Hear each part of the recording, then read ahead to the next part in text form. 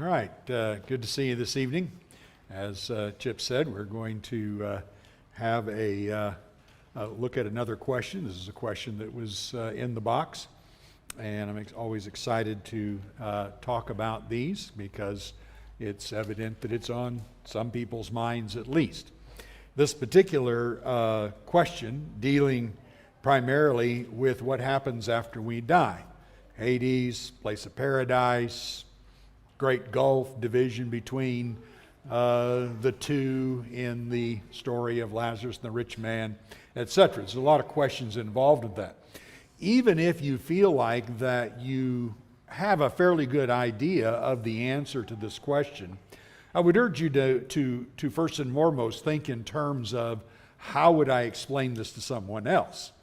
It's maybe somewhat easy to think over the years, well, I think I understand that. But when it comes to actually explaining it to someone, especially a person who is not as Christian, a lot of times that's where your hang-up comes. And I know with me, been a lot of things in my life, I think I know the answer to that. But then when I try to explain it to somebody, I think, I didn't know that as well as I should have.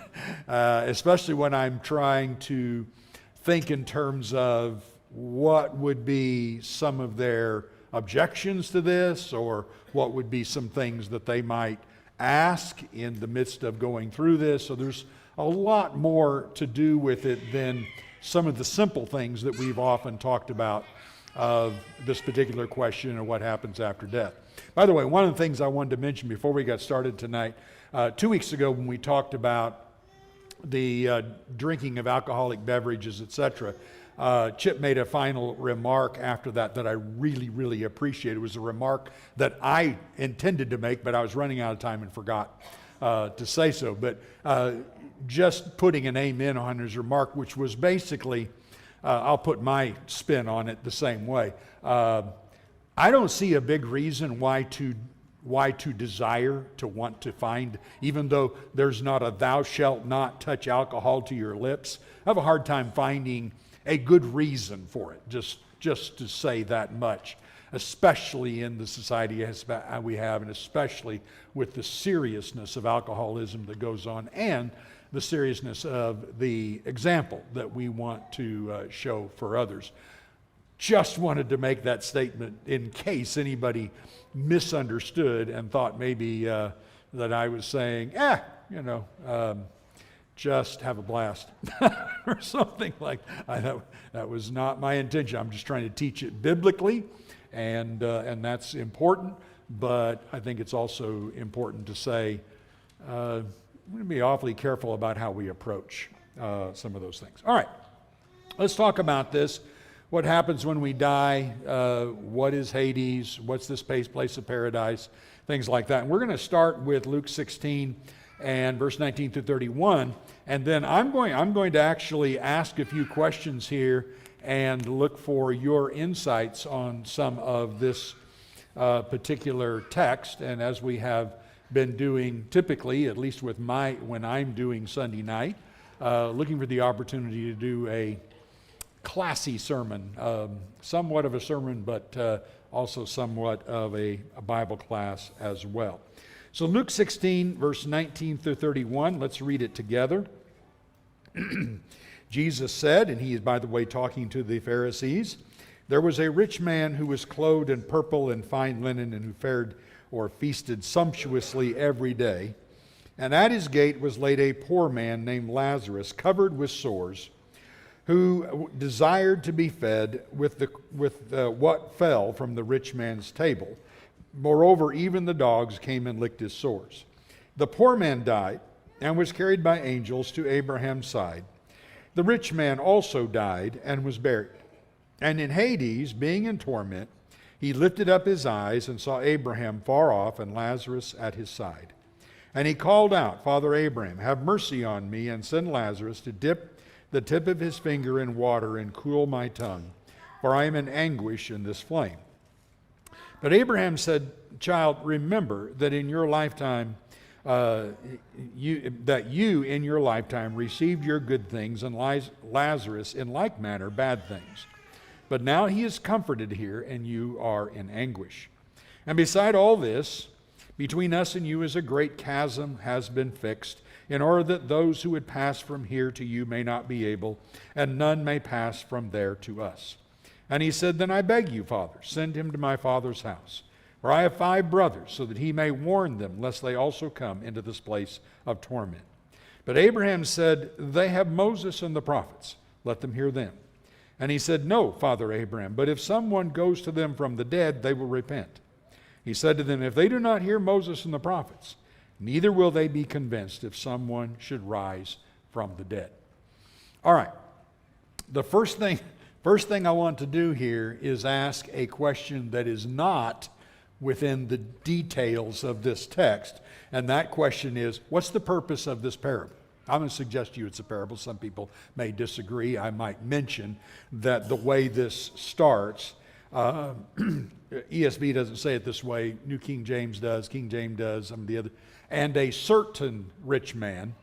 And there's 11 parables that are in the book of Luke that aren't in any other gospel account. And all of them begin with, there was a certain fill in the blank. I conclude from that we're talking about a parable here. Doesn't change the teaching of it, but in case you were ever confronted with a Jehovah's Witness and you use this passage, they'll say, oh, that's just a parable. And of course I say, yes, it is. It also has a message.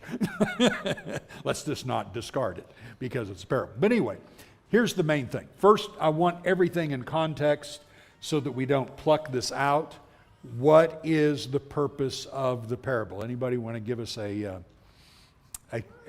purpose statement for the parable? Why is Jesus telling this parable? Yes, sir.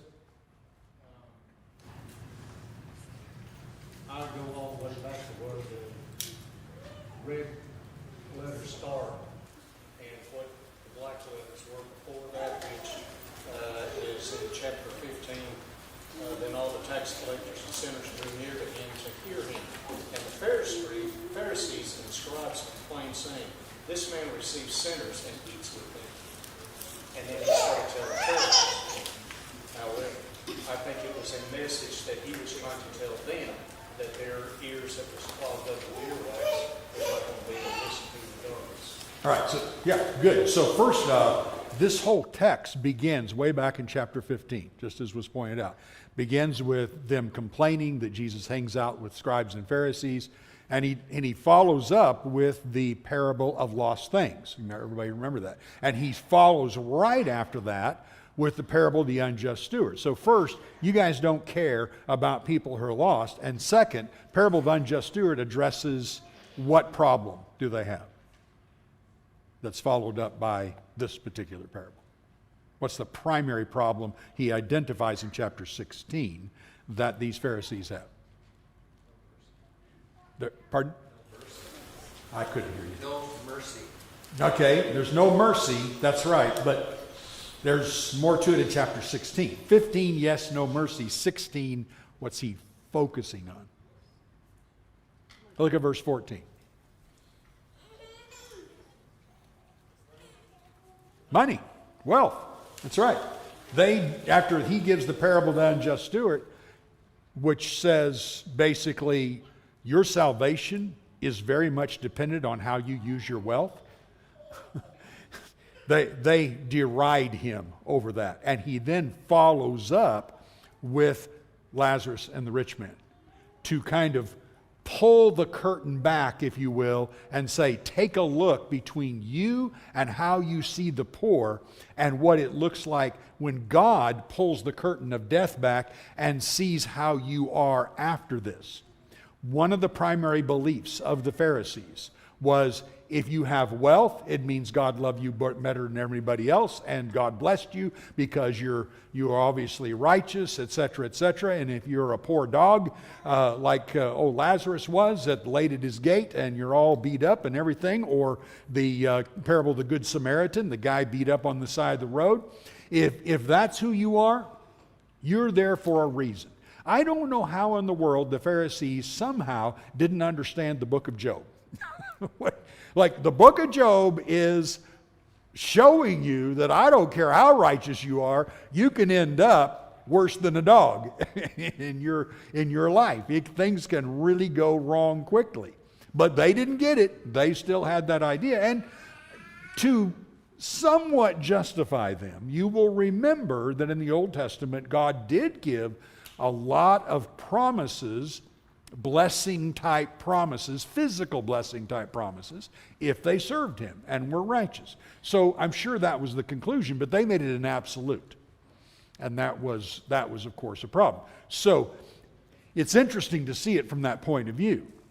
Just pulling back the curtain of death and saying, okay, you guys think you're just really, really hot right now because you're wealthy, you're looking good, you're comfortable, everything else, and you see these people that are starving and in illness and all this, and you think, oh, well, I'm sure not like that terrible sinner over there, and you think you've got an in into eternal life. Now let me show you what it looks like. Can you imagine the shock that they had when he describes this rich man and then describes Lazarus? And by the way, did you notice that Lazarus wasn't buried? Doesn't say he was buried. Rich man was buried. See, in those days we think, oh, everybody's buried. No, there was a place where they threw bodies of individuals who didn't have money to be buried. What was that place? Gehenna. That's right. Gehenna. Valley of Hinnom. Valley of Hinnom was south of the city of Jerusalem. It was formerly the place where child sacrifice was offered to the god Molech, and God made a promise in Jeremiah that he was going to defile that place so that it was never ever used for idolatry again. And he defiled it by when the Babylonians came in and left the bodies of Israelites in that place to defile it with dead bodies so they would never use it again that way. And so it was considered just a dump, a fire pit. So Lazarus' body was probably just dumped in the valley of Hinnom, whereas the rich man was buried. But now take a look at them. So there's your setup. Wanted to make sure you saw that. And before I ask you just for some of your observations here, I want you to concentrate first on verse 29. What are some conclusions you would draw, or conclusion, maybe singular, from verse 29 itself, where but Abraham said, when the rich man says, send him back to my father's house, Abraham said, they have Moses and the prophets, let them hear them. What conclusion would you draw from that?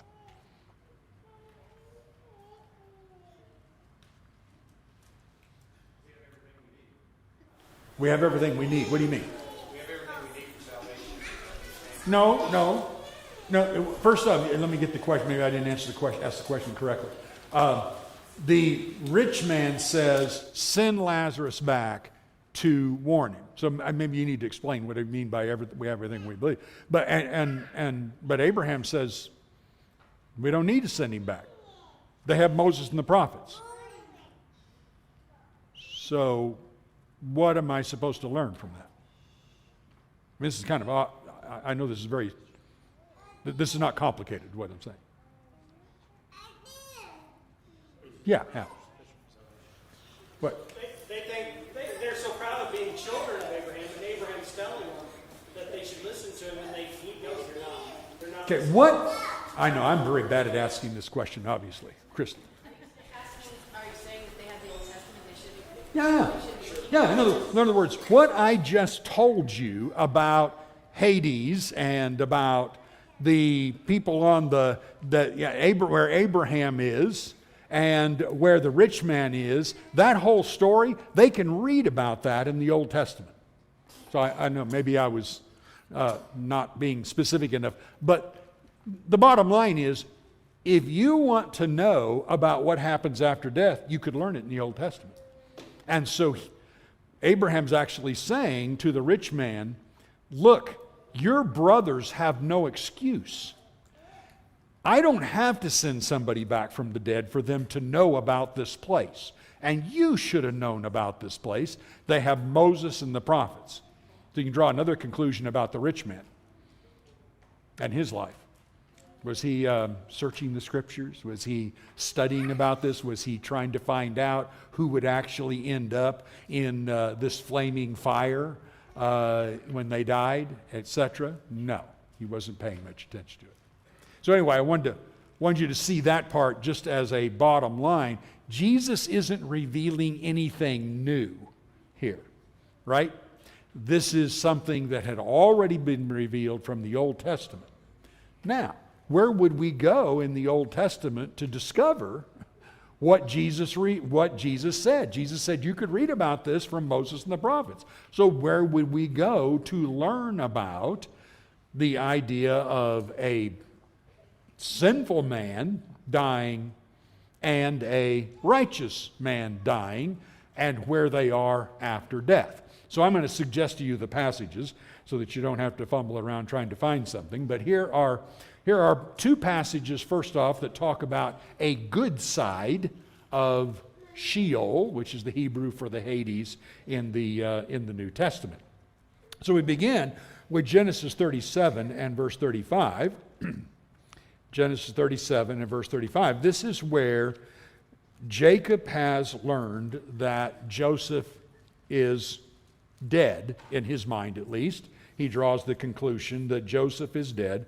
And so in chapter 37 and verse 35, here are Jacob's words.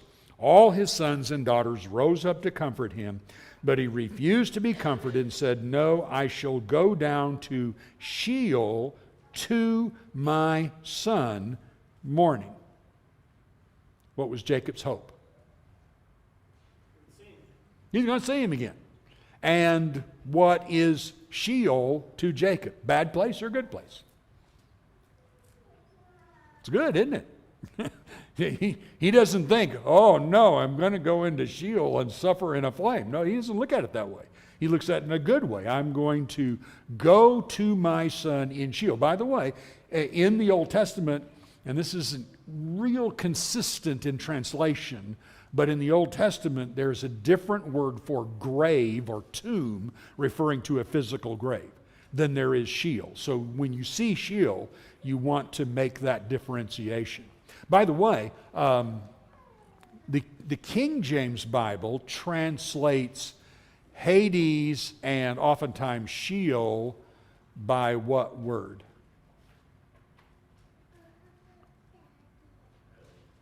Pardon? Hell. That's right. It translates hell. So if you're reading the New Testament and you're reading hell, sometimes it's the word Gehenna, talking about eternal hell as we would know it. Sometimes it's the word Hades. In fact, in the King James Version, Jesus descended into Hades. Descended into hell. And it's actually written that way in what is called the Apostles' Creed that was written in the 4th century. So Jesus descended to hell. This is where people often got the idea that when Jesus died, he went into hell, and they tie in 1 Peter, he went into hell and preached to the people who were already in hell. Like, nanny, you bunch of dummies, why did you do this? I guess, I don't know. But that's what's stated in the Apostles' Creed. He descended into hell. Well, that's where the difference between my understanding of that is the translators in 1611, when they saw the word Hades, okay, Hades means the unseen realm, etc. But it also has to do with darkness and that which is underneath, like underneath the earth. Hell in King James language in 1611 was often referred to as anything down under as well. You might say, for example, to your son, go down to hell and get some potatoes, referring to the basement. Go down to the underneath and get potatoes. All right, so when they translate, they just went hell for both of those. That messed a lot of things up, right? So obviously upgraded translations that you will see that we all have available of, it makes a differentiation between what's Hades and what is hell, which it'll say hell or Gehenna. That is important because guess what version of the Bible a lot of people will have read who are not Christians?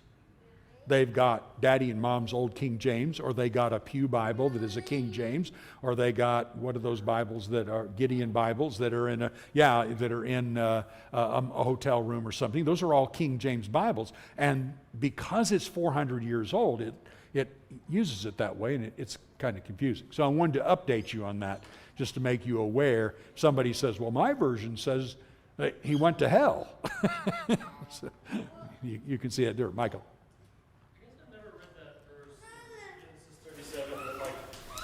Positive light.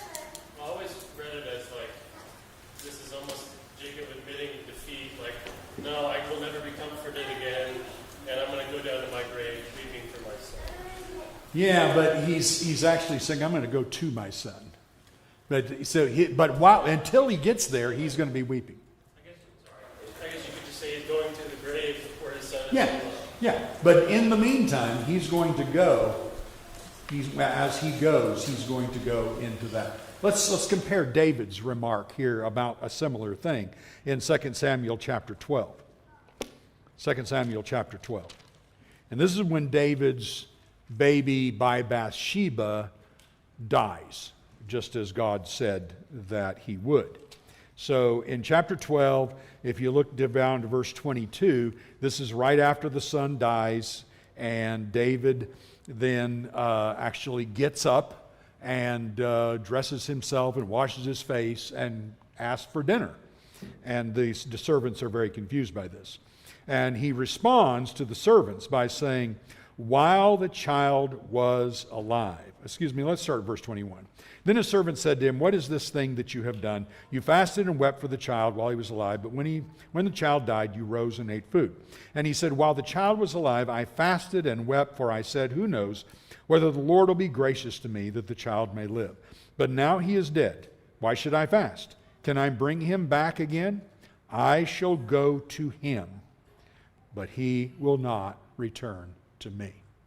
I always thought this was one of the great comforts for all the moms who have ever lost a child, lost a baby in childbirth or before, and how hard that is. I know that's just so extremely devastating. But what a wonderful comfort to know that I'm going to go to him. He's not gone forever.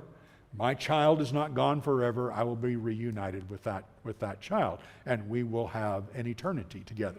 So very comforting, and also without a doubt of whether or not they are going to be saved. I think that's pretty nice too. So there is that. So there's that positive side, and both Jacob and David talk about going to their son. At the very least, what we're dealing with here is life after death and comfort in that. Okay? Let's notice the opposite side. Go over to Isaiah chapter 14. Isaiah 14, verses 9 through 11. Now this is talking about the king of Babylon. Chapter 13 of Isaiah talks about the fall of Babylon. Chapter 14 talks about the fall of the king of Babylon. So he chides the king of Babylon here about the fall. And we don't have time to read the whole chapter, but it's all about the king of Babylon and his death and what happens when he dies. So verse 9, the prophet says, Sheol beneath is stirred up to meet you, that is, meet the king of Babylon. When you come, it rouses the shades to greet you. All who were leaders of the earth, it raises from their thrones all who were kings of the nations. All of them will answer and say to you, you too have become as weak as we. You have become like us. Your pomp is brought down to Sheol. The sound of your harps, maggots laid as a bed beneath you. The worms are your covers. How you are fallen from heaven, O day star, translated, by the way, in other versions, Lucifer. Guess who Lucifer is? Not Satan. the king of Babylon. So, however, this would fit Satan quite well. How you're cut down to the ground, who laid the nations low. All right, before we comment about that, let's see how Jesus uses it similarly in Matthew chapter 11. Look at Matthew chapter 11. All right, and this is where Jesus talks about Capernaum and their condition, Matthew 11:23. And Jesus says, "And you, Capernaum, will you be exalted to heaven? You will be brought down to Hades. For if the mighty works done in you had been done in Sodom, it would have remained until this day. But I tell you, it will be more tolerable on the day of judgment for the land of Sodom than for you." So you can see how Hades in this case, or Sheol, is used in a negative sense.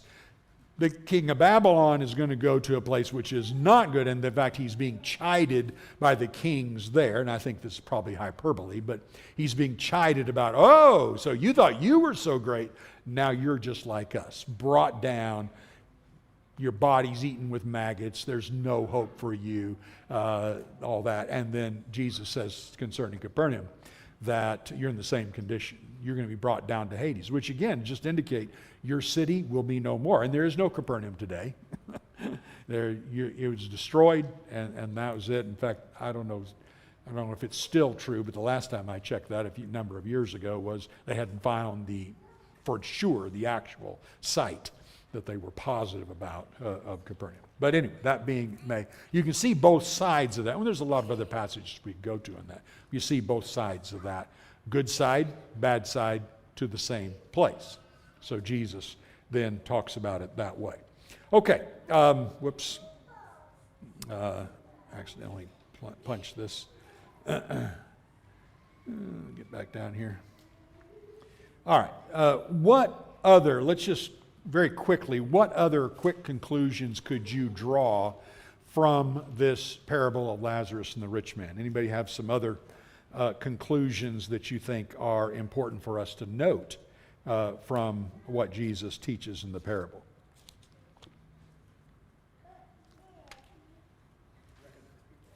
Teresa.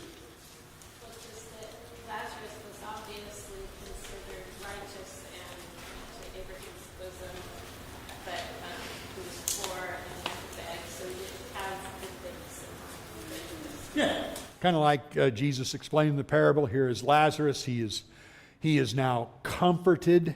I think that's a really important word that's used there. He's comforted. He is in a situation where he had horrible things that happened in this physical life, but now the opposite is going on, and he is no longer in pain, and he has then this comfort there. You see, whoops, turned the page too much there. Well, I turned too many pages. Let me get this. So you will notice then when he talks about there in verse 25, and he says, "Abraham, child, remember that you in your lifetime received good things, and Lazarus like manner bad things, but now he is comforted there, and you are in anguish." If he's comforted, is he conscious? Yeah, sure. Was Moses and Elijah conscious when they appeared, at the Transfiguration? Sure. So it's not like there's, unconsciousness after death. He's being comforted in there, and that was good. Louis, you were going to say something? Yeah, okay, so there is a recognition of people, even though maybe this isn't the best place to show it. I think it does imply it, but there's other places like 1 Thessalonians 4:13 through 18 that shows we will know each other. Exactly. Similar to the point you made, I've often thought of, it's like you're on a car trip, let's go in heaven, it's like a car trip, and we die, and when you go to sleep on a car trip, you didn't wake up, you're at your destination, and that's like what death is. We just kind of die, there's nothingness, we don't know about it, and then we're resurrected, and then it's heaven. Yeah. And this implies something different than that. Yes. That there is, that time of consciousness some stuff happens. We're conscious of some things that are going on, and potentially we can see what's happening on Earth. Hearing it. Yeah. Now that's the question mark. Yeah. Let's just. I'm not saying there aren't some things, but I would be in utter misery to have to know what's going on here on earth. As a matter of fact, Samuel, you might remember, complained to Saul for bringing him up from the dead and said, "Why have you disturbed me?" That shouldn't have happened.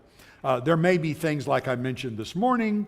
Moses and Elijah are aware of Jesus and what he's doing, maybe the broad plan. The last thing I want to know is, after you died, one or more of your children turned away from the Lord, and I'm now watching this unfold. That's not comfort, and so I would be doubtful anyway of that. But that's anyway in the speculation part, I think. John. Judgment to find out the outcome. You're going to know. Yeah. Okay. Good. So I love that. 1 second after death, you know. Now, frankly, you should know now. Paul even says that. 2 Corinthians 5. We know that when this earthly body is torn down, we have a building in heaven. We know. So we should know now, but it'll be absolutely confirmed. I won't have to wait till Judgment Day. Now, what Allison is thinking is, well, then it seems like Judgment Day's already happened. Is that what you're thinking? It makes no sense to me what the purpose of Judgment Day is. Okay, good. Yeah. See, I can read Allison. That's good. Yeah, that's a great question. So what's Judgment? And by the way, that's the question you're going to get from somebody who's not a Christian. Well, what's Judgment Day then? If we're already seeing this, I would suggest it's this. Judgment Day is the final sentencing day, not judgment in the sense of who goes where. That's already settled. In our society, we actually have a similar thing like that. You're arrested for murder. You're in jail during the time of assuming they don't let you out with a 10-cent bail, but you are in jail until convicted, and then you are still in jail until you are sentenced, and then once sentences happen, then you're sent to the penitentiary. So it's a similar thing. You say, well, are there different sentences? Apparently. What did we just read in Matthew? It's more tolerable for you, for Sodom and Gomorrah, than for you on the day of judgment. It's thought, woo, imagine us with all that we know that God has done and all that's been real. We have a better opportunity to choose to serve God than probably anybody since the first century. We know more. We have it spread. The gospel is everywhere. The Bible is in every language all over the world. And you're standing in line, figuratively, you're standing in line on Judgment Day, and you're looking at the guy in front of you, and he happens to have been one of the individuals who died in the destruction of Sodom and Gomorrah. And you're thinking, woohoo, is that guy going to get it? And the Lord looks around him and says, you have no idea what's going to happen to you. He's got it easier than you do because you had better opportunity than he did. That's exactly what he just said to Capernaum. Now, don't ask me any more than that because that's all I know. You say, there's different levels of hell? Well, Dante thought so, but that's, I don't know. I'm just saying he speaks of it that way. And he also speaks of us in our reward as having different levels of responsibility. He said that right here in this text, by the way, in Luke 16, when he said earlier in the text, verse 11,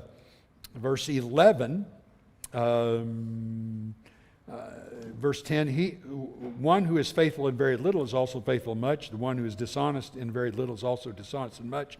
If then you have not been faithful in unrighteous wealth, who will entrust you the true riches? And if you've been faithful in what is another's, who will give you what is your own? And so he's indicating there's something greater and higher. In the parable of the pounds, the one who had, or pounds or talents, both ways, one who had 5 talents is going to get 10, over 10 cities, he says, 5 pounds, he gets over 10 cities. The other one's getting over 5 cities. Another one's getting over 2 cities. And you're like, really? In Luke 12:47 and 48, he says the one who knew his master's will and did not get ready will be beaten with many stripes, as opposed to the one who did not know and committed deeds worthy of stripes will be beaten with few. Now again, that's a peephole look. I don't know all what it means, but it was said in those terms. So there you go. At any rate, good point. You know, 1 second after death, another. I think an important maybe pin to put on that one is that either is eternal, neither is temporary. So good or bad and grades or not, degrees or not, you go to a bad place or you go to a good place. You Yeah. go to a place where it's paradise or you go to a place where it's torment. That's the way that's described here. I don't know that we can make all those conclusions so specific like other parables where all of the things don't fit Right. in a perfect way. It's a physical story to make a spiritual point. Right. The spiritual points that jump out of the page at me is that after death there's a place of paradise and there's a place of torment. And there's no changing it at that point. That's right. And it doesn't matter how good or how bad you may want to put the grades in there. One's really bad. Yeah. And one is really good. And so I don't know that it would change the way we live our life, because our life now is where we have our chances. Right. He gives us a million chances in this life to make the right decisions now. If we want to make them after death, that's too late. Right. And in fact, there's a number of things in the story that indicates that. For one, the rich man obviously understands that. If you don't go back and tell my brothers, they're going to be here stuck, and you just told me there's no passing. There's a gulf here. There's a chasm here that's fixed, and there's no passing from one side to another. And of course, there's been a lot of teaching, a lot of doctrines. Our Mormon friends believe that you could be baptized for somebody who's already dead and release them from that. The Roman Catholic Church has taught for years that there's a in-between purgatory place, and that like I had a lady when I first started preaching. She had gone to every week she would go and pay for a mass being done in order to save her husband, because she was told her husband's in purgatory and he needs the indulgences necessary in order to get out. And every week she would go, and she'd pay it. And then she got sick and couldn't go for a month. And when she got back, the priest told her, well, sorry, you got to start from scratch again. He fell all the way back down because you didn't come these last few times. And she told me that story. I was like, oh, God, oh, how awful. But anyway, yeah, it doesn't say anything about those. This is fixed. Exactly. Mara. When Jesus said, I go to prepare a place for you, is that post-judgment place? I believe it is. Post-judgment. And we'll see that. We have run out of time, but we will see that as we do part B of this. Then I thought we would be able to do this whole thing, but yes, this will, the place that God has prepared for us, we will all receive at once. We will not, those who are dead will not receive it without the rest of us. And I think that suggestion is made at the end of chapter 11 of Hebrews, where he says Abraham without us would not receive the final promises. So that would be the idea. So there's anyway a number of conclusions there that are important. By the way, just quickly, a couple of things that I think are important to notice here. Notice how the rich man addresses Abraham. What's he calling? Father. What's the emphasis? Whoa. I'm descendant of you, and I think there was a prophecy, a promise that through you and all the nations are blessed and I'm blessed because I'm part of the offspring? Jesus is telling it that way on purpose. No, not the way this works here. So that is really critical. Yeah. In a way, Abraham is relating them back to him when he says, "Child, don't forget, you already received your reward. Yeah. Yeah. You were looking after the wrong reward." Good. You wanted a reward now. That's right. And so now you've lost it because you spent all your efforts in the earthly reward. And Right. He was a child of Abraham in birth, but not in heart. that's exactly right. Not a spiritual child, a physical child. And you notice his call in verse 24, have mercy on me. Time of mercy's gone. Time of mercy is gone. You got the time of mercy now. We have the time of mercy now. You don't have the time of mercy after this.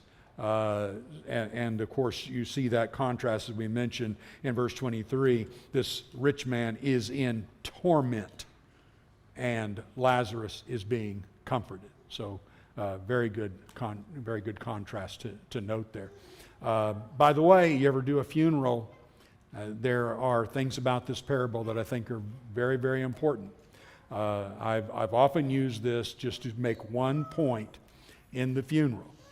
If you love this man or woman who has died and you are weeping over the fact that you have lost their presence, if you have any hope of ever seeing them again, it would only happen if you serve the Lord. And by the way, regardless of what they believed and how they lived their life, you know what they're hoping for you? If they're with the Lord, they're hoping you will do the right thing and be with them. If they're not with the Lord, they're hoping you'll do the right thing and not be with them. That's pretty powerful. That's very, very powerful. And I don't know anybody, I've said that probably in every funeral I have ever preached, and I'm not sure anybody ever responded and changed because of what I said. In fact, just a note, when you're doing a funeral, it's a whole lot easier than a wedding. The reason being is in a funeral, two things do not happen. In a funeral, the dead guy doesn't talk back to you. All right, so that's the first thing. The second thing is people are so upset about everything. You can be straightforward as you want to be. You could just about say, this man lived a horrible life and will not be saved. And people will still come up and go, thank you so much for this wonderful funeral. I just think it's wonderful that my husband is still, looking down on me and I'll get to go see him in heaven. I've actually had that happen. The guy died as an absolute drunk. I had studied with him. I had done everything I could to bring him back, and he died drinking. And I said plainly, I can tell you what Ken would want to say to you right now. Do not live the way I lived. I've lost everything. I've lost my soul. Do not live as a... And the family came up and said, thank you for comforting us. I can't wait to see Daddy. I went, okay. I give up. But anyway, just telling you, weddings are a lot harder. In-laws talk back to you all the time. All right. We're going to sing a song right now. Thank you for participation. We'll look at, there's a number of other things I plan to look at on this that will answer some more questions and involve in our discussion, and we'll look forward to doing that. But anyway, we can help you. Let's sing a song, and please take this opportunity to let that be known. All together we stand and sing.